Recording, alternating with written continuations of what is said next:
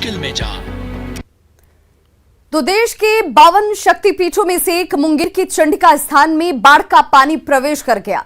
मां के गर्भगृह में करीब 2.5 फीट तक पानी जमा है। पानी के बीच ही पुजारी मां की पूजा अर्चना करने में जुटे हैं। मां चंडिका के गर्भगृह में पानी के बीच पूजा अर्चना का जायजा लिया न्यूज़ 18 संवाददाता अरुण शर्मा ने। इस वक्त मैं मौजूद हूं देश के 52 शक्तिपीठों में से एक चंडिका स्थान में। चंडिका स्थान में भी बाढ़ का पानी जो है वो घुस गया है, कल से ही घुसा है। आप देख सकते हैं कि चंडिका स्थान में बाढ़ के पानी घुसने से जो यहाँ पे माँ का जो स्थान है, माँ के स्थान के लगभग में पास में पहुँच गया है। 1-2 दिन यही स्थिति हुई तो माँ के स्थान तक ही पानी पहुँच जाएगा। लेकिन यहाँ के जो पंडा है, पंडा समाज जो है माँ के पूजा में कहीं से भी किसी भी तरह का विघ्न नहीं डालना चाहते और पानी होने के बाद भी माँ के पूजा में 2-3 टाइम लगे होते हैं। पानी में घुस के भी वो पूजा में लगे होते हैं। आप देख सकते हैं कि जो भी यहाँ पे नंदी बाबा है, जो भी भोले बाबा है, सभी यहाँ पे भी जो भी देवी देवताओं के जो भी यहाँ पे स्थान है वो टोटल पानी में डूबे हुए हैं। लेकिन यहाँ के जो पंडा समाज है वो माँ के श्रृंगार पूजा में कहीं कमी नहीं रहने देते हैं। देख सकते हैं कि पंडा समाज जो है पानी में आके पूजा में लगे हुए हैं। संसार सारम भूलेन्द्रहारम सदा वसंतम हृदयारविंदे भवम भवानी सहितम नमामि। जय राम चंडिका माता दुर्गा देवी महाकाली महालक्ष्मी महासरस्वती दुर्गा विक्रम चंडिका माता दुर्गा देवी माँ के नेत्र में जब स्पर्श करने लगती है माँ गंगा, जब दोनों माँ आपस में मिलन करने लगती है उस समय हम लोग नहीं आते, तब पट बंद कर दिया जाता है।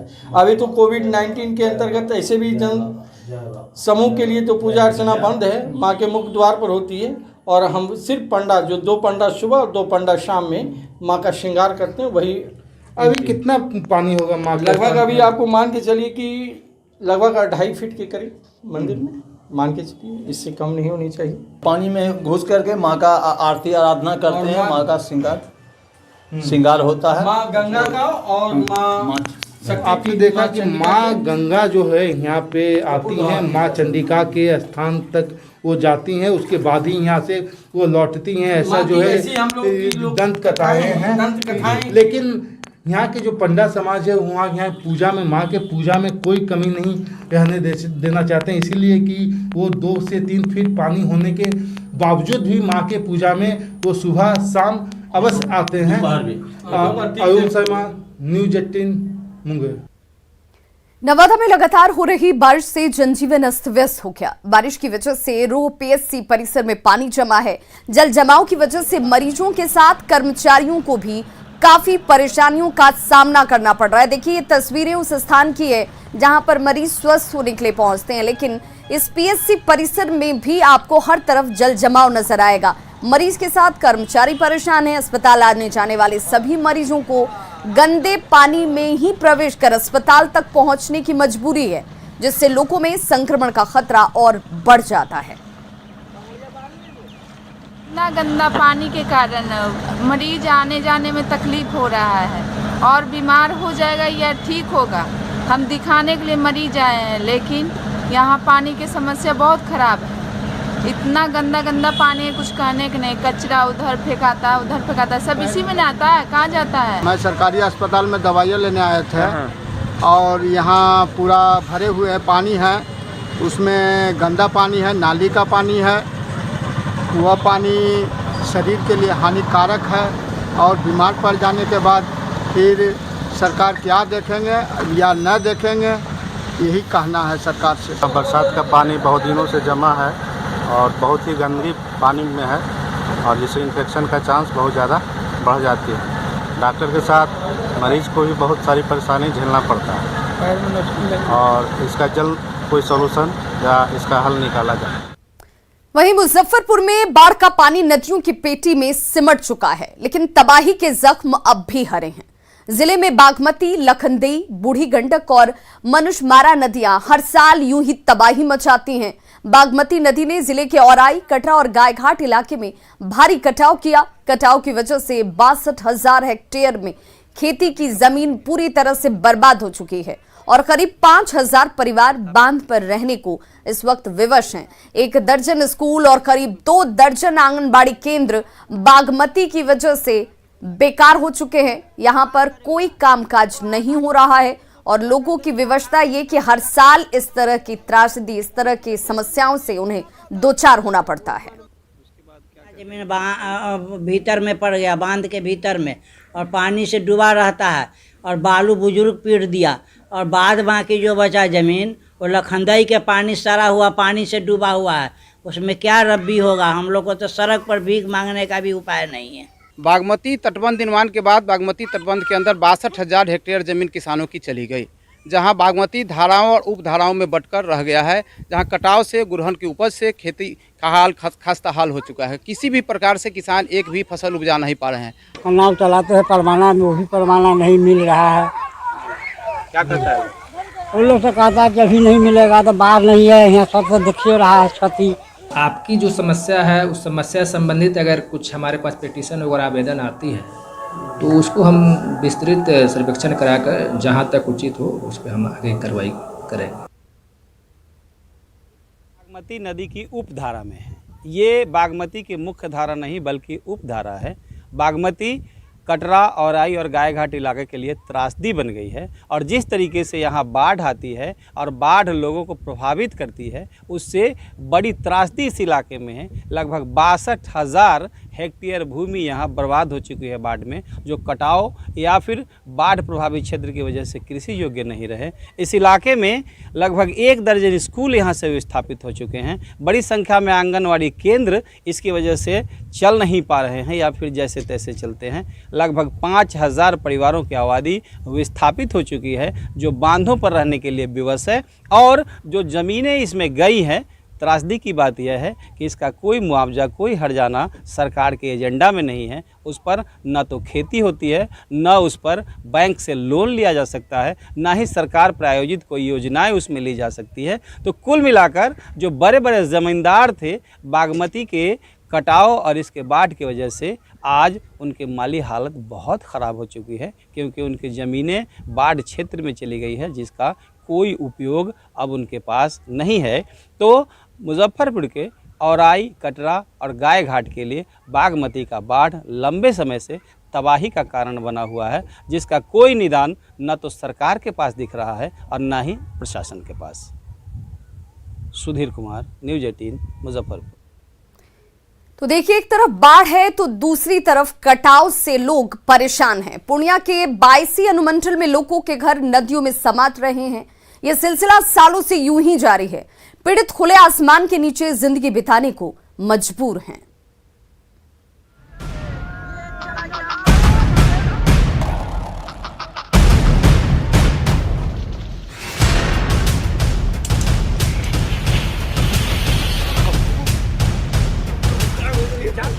तबाही की ये तस्वीरें पूर्णिया के 22 की हैं। कटाव की वजह से लोगों के घर नदियों में समा रहे हैं। इलाके से 5 नदियां गुजरती हैं। इनकी तेज धार लोगों के लिए मुसीबत साबित हो रही है। पिछले कुछ दिनों में स्कूल और मस्जिद नदी में समा चुके हैं। सालों से ये पूरा इलाका कटाव की चपेट में है। लोग अधिकारियों से लेकर नेताओं तक के चक्कर लगाते रहे, लेकिन मिला सिर्फ आश्वासन। एक बार फिर नदियां उफान पर हैं और सब कुछ गंवा चुके लोग पलायन को मजबूर हैं। लोगों के सिर पर छत तक नहीं बची। पूरे परिवार के साथ लोग खुले में रहने को मजबूर हैं। ये बाढ़ और कटाव से काफ़ी ख़राब हालात हैं, काफ़ी दयनीय है। लोग परेशान हैं और हर बार बाढ़ और ये कटाव से 200-500 घर यूं ही कट जाता है। हर बार का ये हाल है। आपको बता दूं टेक्निकली कि सोनापुर से लेकर जो बंगाल और बिहार का जो बॉर्डर है किशनगंज डिस्ट्रिक्ट का, वहाँ से लेकर फॉरबिसगंज तक लगभग 100 किलोमीटर की चौड़ाई में जितनी नदियाँ बहती हैं, चाहे मानंदा हो, पनार हो, कनकई हो, ढोक हो, मेची हो, ये सारी नदियाँ आकर के अमोर बैसा में सिर्फ 10 से 15 किलोमीटर में समाहित हो जाती हैं। और जिसके नदिये में जो कटाव है वहाँ पर पिछले 2016-17 से लेकर इस वक्त तक तकरीबन 2000 से ज़्यादा लोग विस्थापित हुए हैं। तस्वीरें हकीकत बयां कर रही हैं। महानंदा, कनकई, परमान और बकरा में उफान है। लोगों को ये डर सता रहा है कि कहीं फिर सामान समेटकर दूसरी जगह जाना न पड़े। वैसे कटाव रोकने की कोशिशें जारी है। इस कटाव के कारण बार बार हर साल आते हैं, यहाँ का फसल नहीं होने देते हैं। किसी कदर सब कोई मजदूरी काम करके चलते हैं, फसल तो जेबे करते हैं, लेकिन इस रोड कट जाने से यहाँ से इधर जितना गांव होगा समूचा साफ हो जाएगा। प्रशासन का दावा है कि जिन लोगों का घर कटा है वैसे परिवारों को मुआवजा दिया जा रहा है, साथ ही पुनर्वास का भी इंतजाम किया जा रहा है। अंचल अधिकारी के मुताबिक 100 लोगों के घर कटाव से प्रभावित हुए हैं। तो सरकार की तरफ से योजना है उनको बसाने के लिए, पुनर्वास के तहत रैयती लीज नीति में भी उनको बसाने का है। तो हम लोग उसके लिए सर्वेक्षण भी करा रहे हैं और तत्काल उनको हम लोग पॉलीथीन सीट मुहैया करा देते हैं। तो अभी अब की बार में जो कटाव हुआ है लगभग 100 परिवार का लिस्ट हम लोग के पास आया है। सालों से लोग अस्थायी समाधान का इंतजार कर रहे हैं, इस उम्मीद में कि अगले साल मुश्किलें दूर हो जाएंगी। लेकिन मुसीबतें थम नहीं रही हैं और लोग अपना सब कुछ गंवाकर सड़कों पर रहने को मजबूर हैं।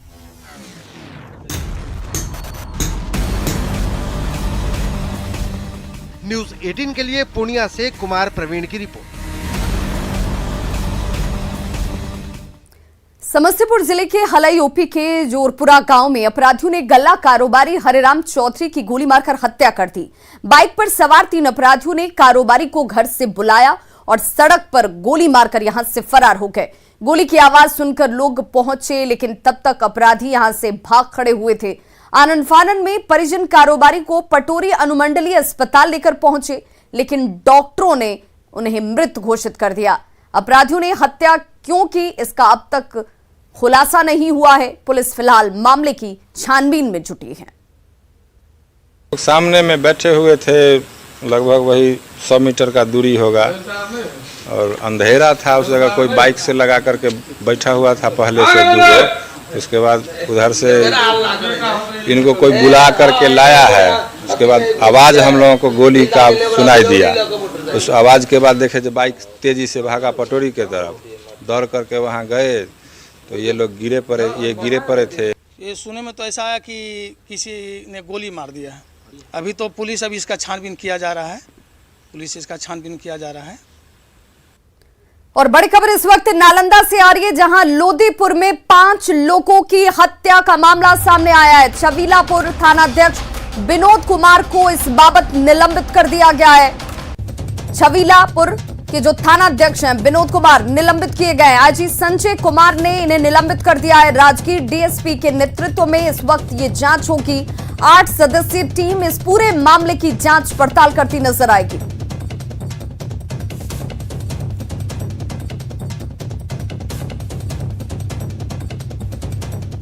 गया के छात्र अमन नागसेन की चीन में हत्या का मामला अब तूल पकड़ता जा रहा है। अब तक अमन नागसेन का शव चीन से भारत नहीं लाया जा सका। शव को जल्द से जल्द भारत लाने की मांग को लेकर छात्र संगठनों और परिजनों ने आक्रोश मार्च निकाला और परिजनों ने सरकार से पार्थिव शरीर को जल्द से जल्द भारत लाने की मांग की। आपको बता दें कि अमन नागसेन चीन में पढ़ाई कर रहा था, जहां 30 जुलाई को उसकी हत्या कर दी गई थी। हम लोग शांतिपूर्ण ढंग से भारत सरकार के नियमानुसार हम लोग भारत सरकार से ये आग्रह कर रहे हैं कि श्री उदय पासवान के पुत्र नागसेन अमन जो चीन में पढ़ाई कर रहे थे, उनकी हत्या 23 जुलाई को चाइना में हो चुकी है, पर अभी तक सरकार उनके शव को लाने में असमर्थता दिखाई जा रही है। वहीं विदेश मंत्रालय ने कहा है कि दूतावास मृतक के परिवार के संपर्क में है, साथ ही शव को जल्द लाने की भी तमाम कोशिशें जारी हैं। Development and our condolences to the family members. Our embassy in Beijing is in touch with the university and with local authorities, and an official from the embassy is currently in Tianjin to provide necessary assistance. Local authorities there are investigating the circumstances of the demise of the student. The embassy as well as the Ministry of External Affairs are in regular touch with the family of the deceased student. और बड़ी खबर मुजफ्फरपुर से, जहां SKMCH में भर्ती एक और बच्चे में एईएस की पुष्टि की गई है।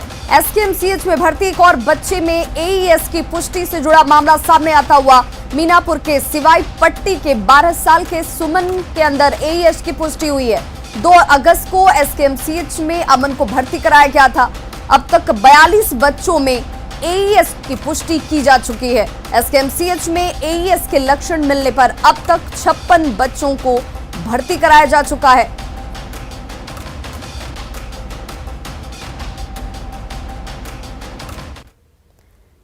सिवान में उत्पाद विभाग की टीम ने 2 लाख रुपए के विदेशी शराब को जब्त किया। शराब एम्बेसडर कार में रखी गई थी। इस कार्रवाई में 2 लोगों की गिरफ्तारी भी हुई है, जिसमें राहुल चौधरी दिल्ली का और राजेश प्रताप गोरखपुर का रहने वाला है।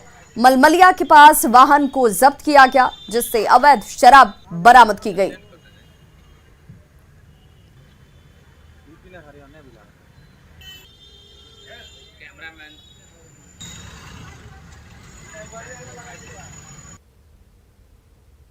और पूर्व स्वास्थ्य मंत्री तेज प्रताप यादव इन दिनों सोशल मीडिया के जरिए चर्चा बटोर रहे हैं। जी हां, सोशल मीडिया पर उन्होंने लोगों को अपना घर दिखाया, जिसकी तस्वीर आपके सामने इस वक्त।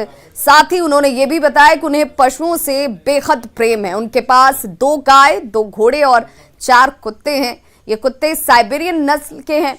तेज प्रताप ने सभी का नाम भी बताया और अपने घर में उन्होंने राधा कृष्ण की खूबसूरत मूर्ति भी लगा रखी है, जिसके लिए ड्रेस और श्रृंगार के सामान वृंदावन से लाए गए हैं।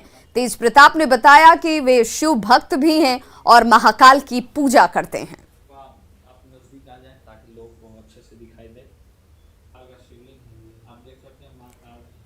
और झारखंड के लोगों के लिए अच्छी खबर, जिसमें झारखंड में नियुक्ति नियमावली को कैबिनेट ने अपनी मंजूरी दे दी है। साथ ही अब झारखंड से मैट्रिक पास युवाओं को ही नौकरी में प्राथमिकता मिलेगी। सीएम हेमंत सोरेन की अध्यक्षता में कैबिनेट की बैठक में इसे मंजूरी दी गई। कैबिनेट के फैसले के अनुसार आरक्षित कोटे पर यह प्रावधान प्रभावी नहीं होगा। सामान्य वर्ग के अभ्यर्थियों के लिए झारखंड से शिक्षा को अनिवार्य किया गया है। कैबिनेट की बैठक में कुल 27 प्रस्ताव पारित किए गए, जिनमें 3 सितंबर से 9 सितंबर तक मॉनसून सत्र आहूत करने को मंजूरी दी गई। इसके अलावा जेपीएससी के 3 सदस्यों का चयन किया गया। लगभग 1 साल बाद कैबिनेट की बैठक में सभी मंत्री मौजूद रहे।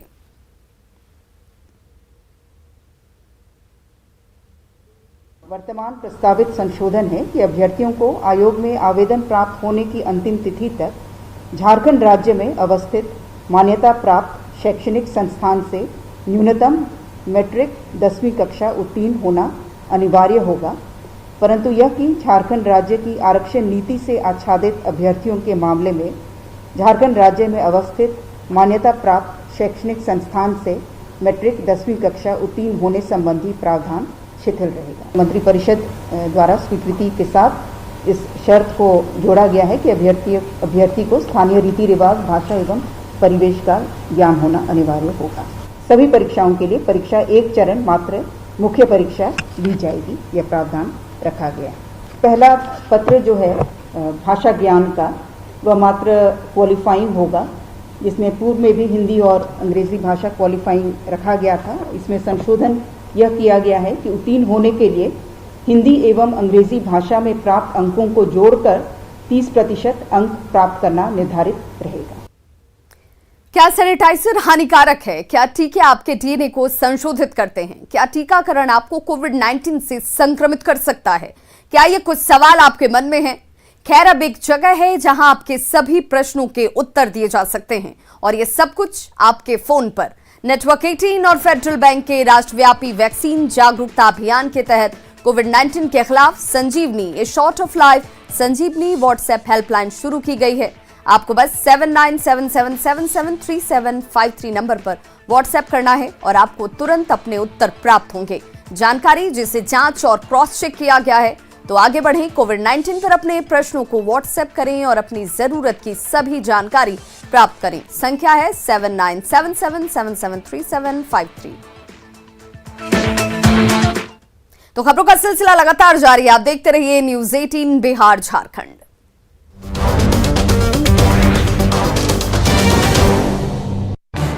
इस न्यूज हेडलाइंस के प्रायोजक